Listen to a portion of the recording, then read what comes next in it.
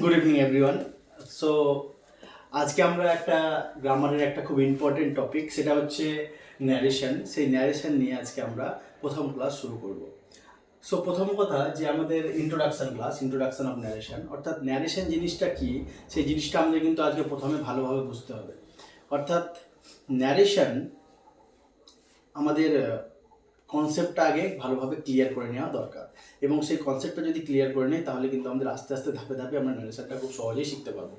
So আজকে জানি যে ন্যারেশন আমরা কোনটাকে বলবো। ন্যারেশন অর্থাৎ ন্যারেশন কথাটা অর্থাৎ ন্যারেট থেকে এসছে, অর্থাৎ কোনো কিছু বক্তব্য, কোনো উদ্ধৃতি, ঠিক আছে, কোনো উক্তি, ঠিক আছে। এই উক্তি জিনিসটা আমাদের কিন্তু অর্থাৎ ন্যারেশন কথার অর্থ হলো বাংলায় যদি আমরা বলি সেটা হচ্ছে উক্তি। আমাদেরকে ন্যারেশন চেঞ্জ করতে দেওয়া থাকে। তো ন্যারেশন কথাটা কি, আমি এখন আপনাদেরকে ক্লাস করাচ্ছি।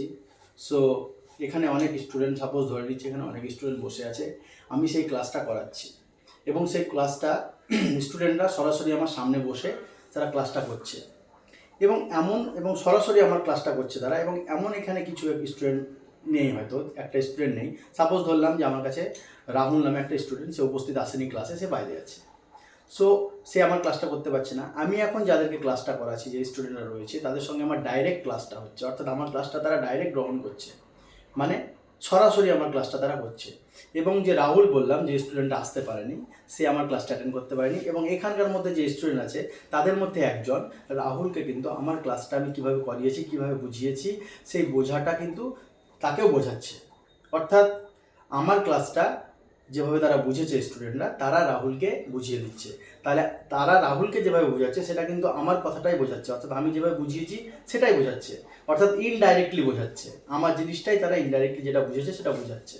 তাহলে আমরা সরাসরি বলতে পারি যে ন্যারেশন, আমি যেটা বলছি এটা ডাইরেক্টভাবে হতে পারে, কোনো বক্তব্য আমি ডাইরেক্ট পেশ করছি কারোর সামনে, এবং আমার বক্তব্যটাকে অন্যজন যদি পেশ করে বা কারোর সামনে তুলে ধরে, তাহলে সেটা কিন্তু ইনডাইরেক্ট হতে হচ্ছে। অর্থাৎ এই ন্যারেশন উক্তি পরিবর্তনটা আমরা কিন্তু দুরকমভাবে করতে থাকি।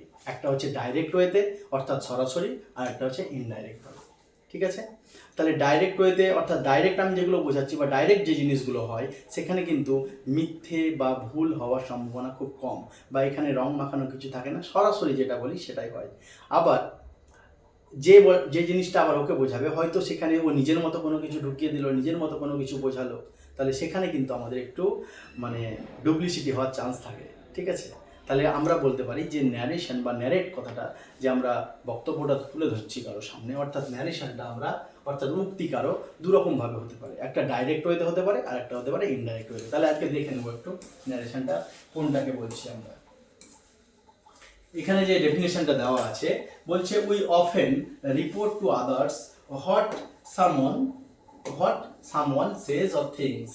উই অফেন রিপোর্ট আদার্স, আমরা অনেক সময় রিপোর্ট করি, কি রিপোর্ট করি, উই সামওয়ান কাউকে, সেজ অর থিংস সে কোনো কিছু বলছে বা কোনো কিছু তার চিন্তা ভাবনাটা। We can do it in two ways, আমরা এটা দুইভাবে করতে পারি। একটা বললাম ডাইরেক্ট স্পিচে, এবং আর একটা বলতে পারি আমরা ইনডাইরেক্ট স্পিচে, অর্থাৎ সরাসরি কারো বক্তব্য এবং কারো বক্তব্য ইনডাইরেক্টলি, অর্থাৎ এটা হচ্ছে প্রত্যক্ষভাবে আর একটা হচ্ছে ইনডাইরেক্টলি মানে পরোক্ষভাবে, ঠিক আছে। তারপরে আমরা দেখে নেব যে দুই রকমভাবে আমাদের স্পিচটা হয়। কোনো বক্তার বক্তব্যকে বা স্পিচ দুইভাবে আমরা আগে বলেছি দুই রকমভাবে আমরা উপস্থাপন করতে পারি কোনো বক্তার বক্তব্যকে, ঠিক আছে। সেটা হচ্ছে একটা হচ্ছে ডাইরেক্ট স্পিচ এবং আর একটা হচ্ছে ইনডাইরেক্ট স্পিচ। তাহলে ন্যারেশন হচ্ছে আমরা দুইভাবে কোনো স্পিচ আমরা দুইভাবে বলতে পারি, একটা ডাইরেক্ট স্পিচে আর একটা হচ্ছে ইনডাইরেক্ট স্পিচে। পরবর্তীতে দেখে নেব যে ডাইরেক্ট স্পিচটা তাহলে কি। ডাইরেক্ট স্পিচটা হচ্ছে এটাই, it conveys the words of the speaker without any change, যেটা বললাম it conveys the words of the speaker, অর্থাৎ স্পিকার যে বলছে তার কোনো যে কথাটা উইদাউট চেঞ্জ, কোনো পরিবর্তন ছাড়াই তার কথাটা, the words are enclosed with an quotation mark, এবং সেখানে কি থাকবে, একটা কোটেশন মার্ক থাকবে। যদি আমরা এক্সাম্পলটা দেখি, যেমন Amar says I am busy, Amar says I am busy, এখানে একটা পরিষ্কার হবে। তো দেখুন এখানে যেটা বলছে অমরের কথাটা, এখানে অমর ডাইরেক্ট বলছে, অমর নিজে ডাইরেক্ট বলছে যে সে ব্যস্ত, আই অ্যাম বিজি, আমি ব্যস্ত। তাহলে এখানে বলছে যে canvas the words the speaker without any change, এখানে কোনো পরিবর্তন হওয়ার জায়গা নাই, কারণ অমল এখানে তার কথাটা নিজে নিজেই ডাইরেক্ট বলছে। এবং ডাইরেক্ট স্পিচের আরেকটা বৈশিষ্ট্য কি, যে এখানে আমরা কোটেশন কমা পাবো এবং তারপরে এই যে কোটেশন মার্ক, এই কোটেশন মার্কের মধ্যে তার স্পিচ যেটা কথাটা সেটা কিন্তু কোটেশনের মধ্যে থাকবে। এটা হচ্ছে বড় একটা আইডেন্টিফিকেশন মার্ক, যে ডাইরেক্ট স্পিচে তাহলে কোটেশনের মধ্যে তার স্পিচ যে বলছে সেই স্পিচটা থাকবে। এটা চেনার জন্য আমরা ডাইরেক্ট স্পিচ বলবো যে ডাইরেক্ট স্পিচ। আচ্ছা, তারপর দেখে নিই, এখানে যেমন আবার বলছে Amar said I am busy, একই এক্সাম্পল দেওয়া আছে। নেক্সট আমরা দেখে নেব এবার ইনডাইরেক্ট স্পিচ। তাহলে ডাইরেক্ট স্পিচটা দেখলাম, এবার ইনডাইরেক্ট স্পিচটা দেখি।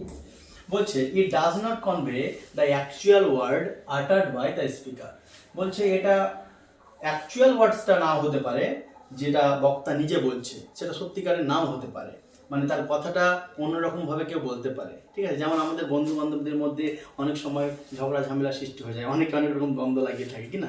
তো যখন আমরা কথাবার্তা বলি, আমি হয়তো একটা কথা বললাম, ওই কথাটা অন্যজনকে ঘুরিয়ে অন্যরকমভাবে বলে দিল, তাহলে আমি ওকে ডাইরেক্ট একটা কথা বলছি, ও কিন্তু সে আমার কথাটাই ঘুরিয়ে ওর মধ্যে কিছু মিলিয়ে মিশিয়ে আমার কথাটাই ইনডাইরেক্টলি অন্যরকমভাবে বলে দিল। তাহলে এখানে কিন্তু মিথ্যা হওয়ার চান্সটা থাকে, এবং ডাইরেক্ট সামনে ফেস টু ফেস যে কথাটা বলবো সেখানে কিন্তু মিথ্যা হওয়ার চান্সটা খুব কম থাকে।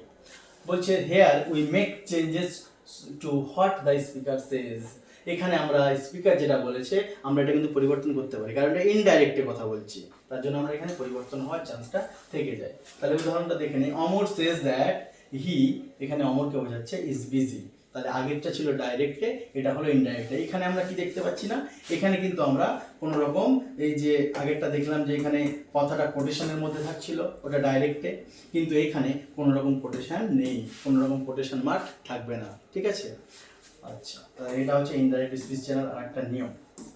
আচ্ছা, তারপরে দেখে নেব যে ন্যারেশন চেঞ্জ করার সময়, এবার চলে আসি আমরা, এটা এতদূর পর্যন্ত আমাদের কিন্তু ন্যারেশন কোন জিনিস সেটা বোঝার ক্লাস গেল।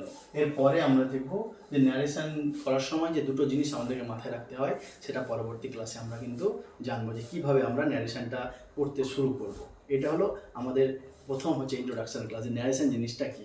আলটিমেটলি আমরা বলতে পারবো যে ন্যারেশন জিনিসটা হচ্ছে যে কারো আমাদের ন্যারেশন কেন প্রয়োজন, এটাও হতে পারে বলতে। হ্যাঁ, আমাদের ন্যারেশন হয়তো কথা বলার জন্য আমাদের প্রয়োজন, অর্থাৎ কারো বক্তব্যকে আমি যখন বলবো, অন্য থার্ড পার্সন হয়ে যখন আমি বলবো একজনকে কারো কথা, তখন সেই কথা উপস্থাপন করার জন্য কিন্তু আমাদের ন্যারেশনের প্রয়োজন, আমাদের উক্তি পরিবর্তনের প্রয়োজন।